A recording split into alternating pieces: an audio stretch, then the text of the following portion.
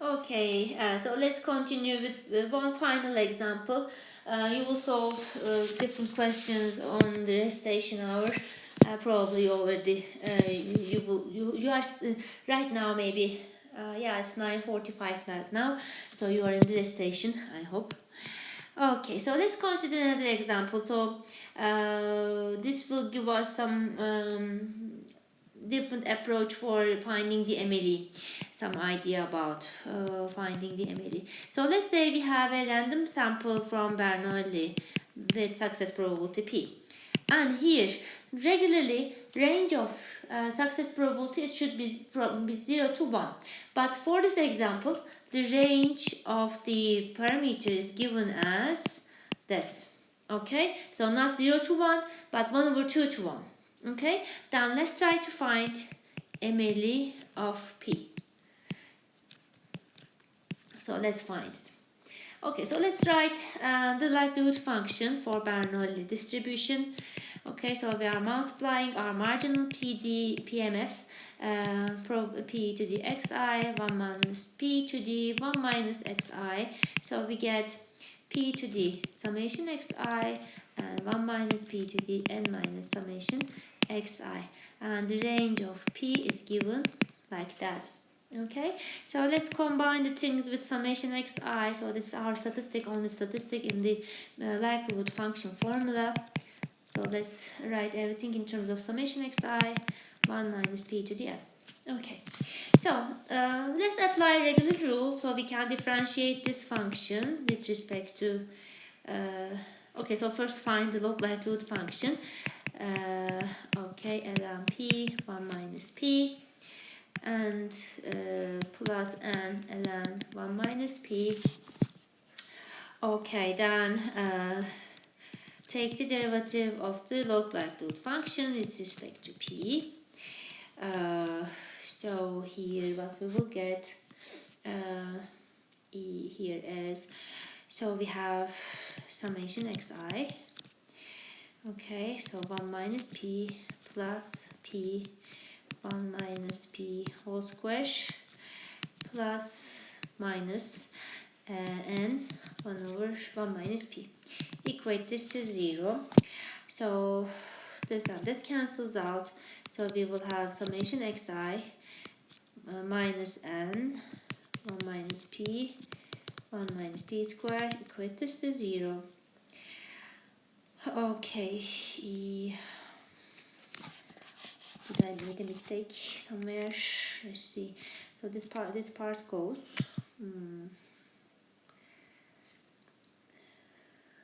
Okay, let me see. If we use this one, okay, so we have summation xi. Okay,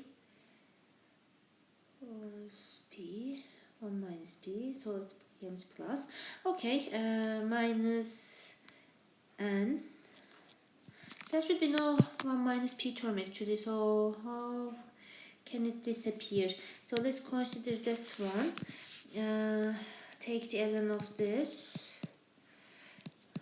Okay, summation xi ln p minus n summation xi ln 1 minus p. Take the derivative of this one. I don't know where did I make a mistake. Okay, so summation xi over p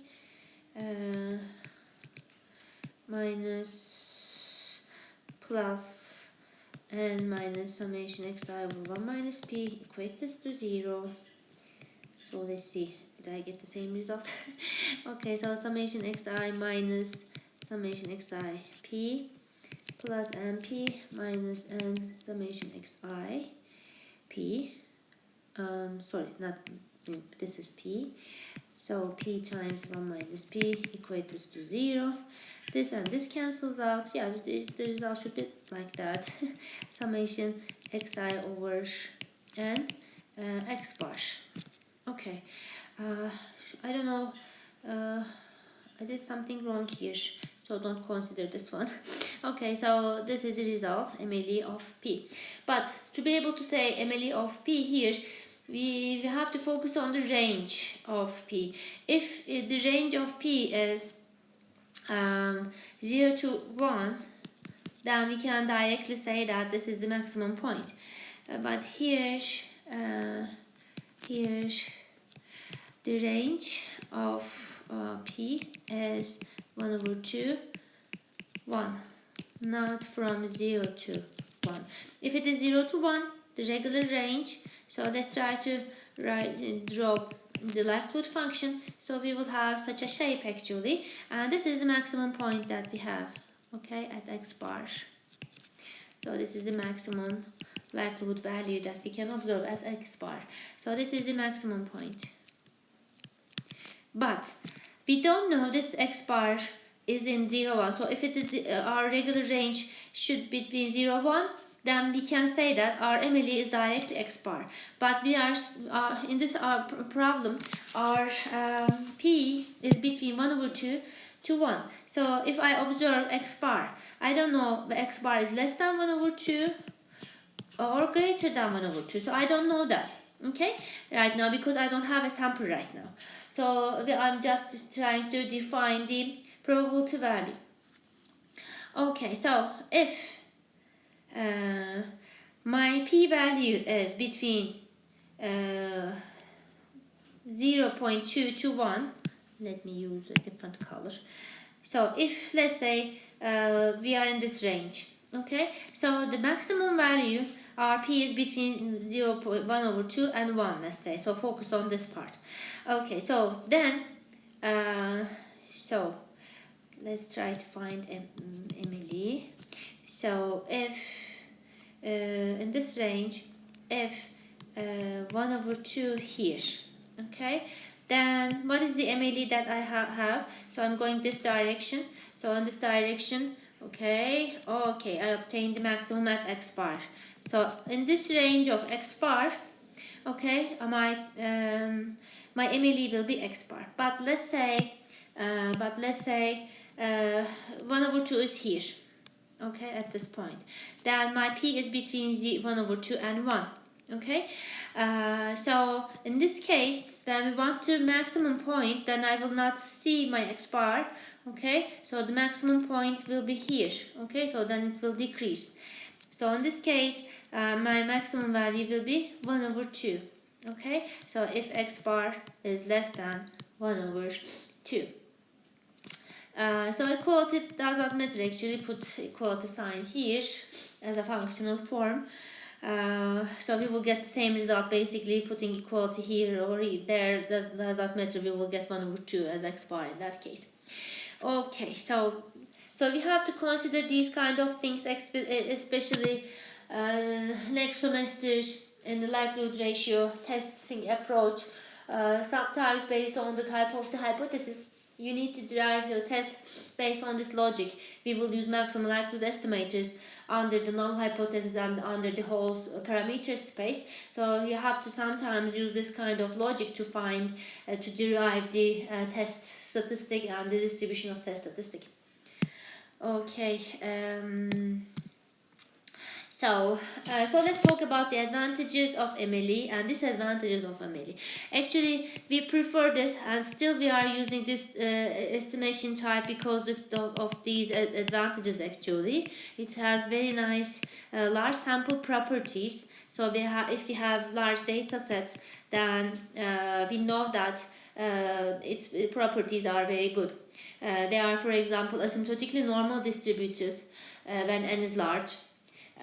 They are consistent estimators, so the variation goes to 0 when n goes to infinity. So we know that our Mle is very, very close to the original parameter value because of that.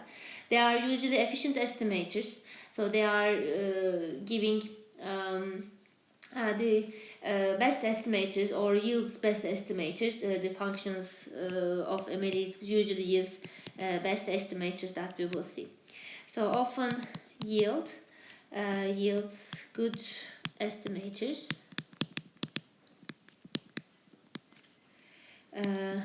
especially for sample sizes, large sample sizes.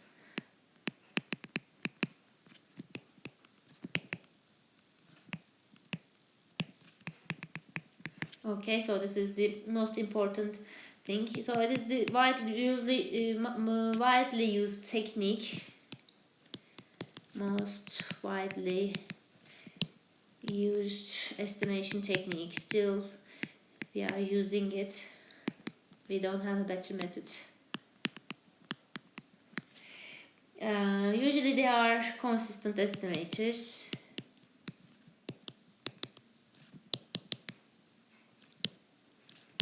We will see what's consistency.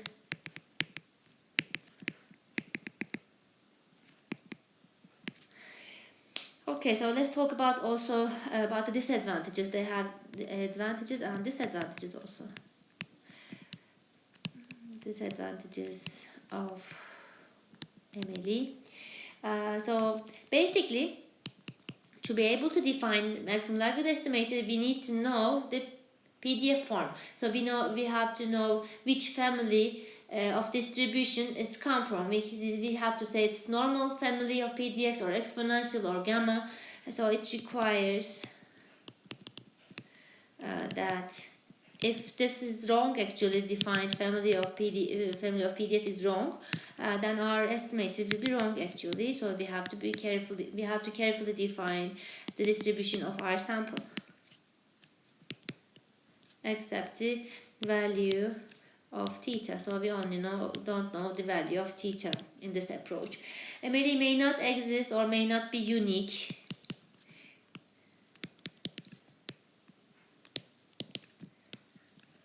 May not exist or may not be unique. I will give an example to you about this, not uniqueness. Mle may not be obtained explicitly like in the Bible example.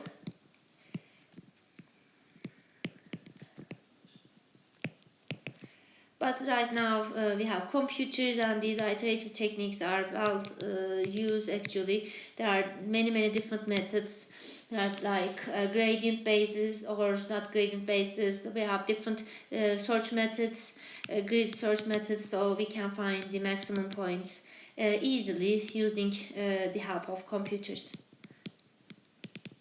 So numerical or some search methods. In the computational CompStat course, you will learn about these methods. Maybe required. So let's consider one more example to see the result may not be unique. Let's say we have an example again from uniform from theta to theta plus 1. Okay, so here again let's assume that we have a random sample of size n and find the Mle of theta.